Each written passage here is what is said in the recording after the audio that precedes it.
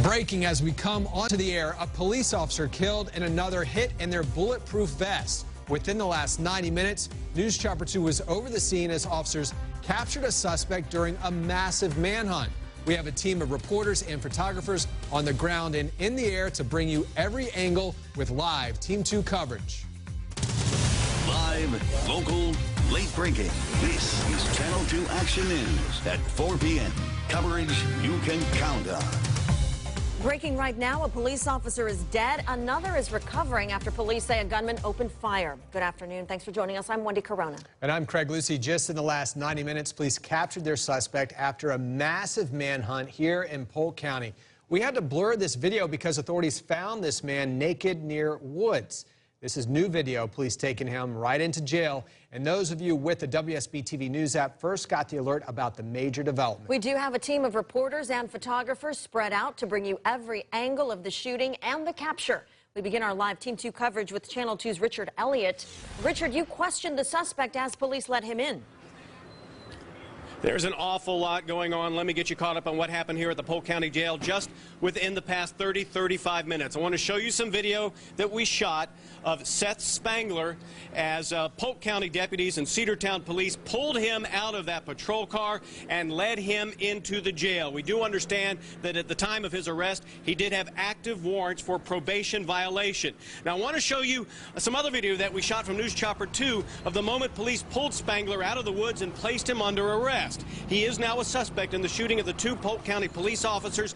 One officer, we are told, survived because he was wearing a bulletproof vest. The second officer, unfortunately, a female, died from her gunshot wound. Now, as you said, when Spangler arrived here, I tried to ask him questions. Did you shoot those officers? Did you shoot them? Hey, we're good.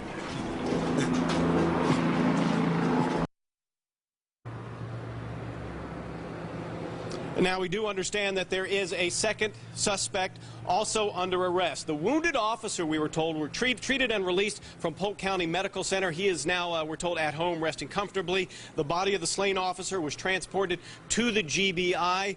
We're obviously gathering a lot more information as this is a developing story with a lot of moving parts. We'll bring you the latest information as soon as we get it. We're live in Polk County. Richard Elliott, Channel 2 Action News. And Richard, I was looking at your tweets earlier, just looking at that video too. Was that suspect crying when he was taken into custody?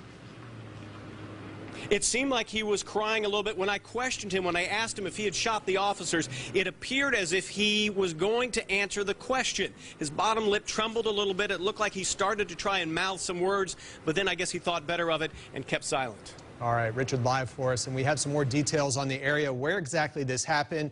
It is very rural. The closest city is Cedartown. Taking a look at the satellite view through Google Maps, this is the corner of Santa Claus Road, and you can see that this area is very wooded. Officers search by air and on the ground to find their suspects. Police, deputies, and federal agents were all involved in the search for the suspect. Channel 2's Barrett Peterson continues our live Team 2 coverage along Georgia Highway 100 in Polk County. Barrett?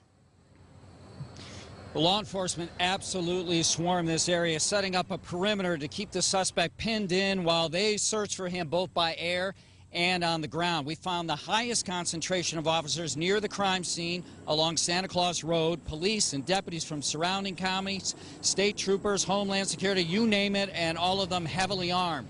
Now, officers also fanned out up and down Parish Road. It's in between those two roads, and it's all farmland and thick woods, and that's where we saw the helicopter overhead.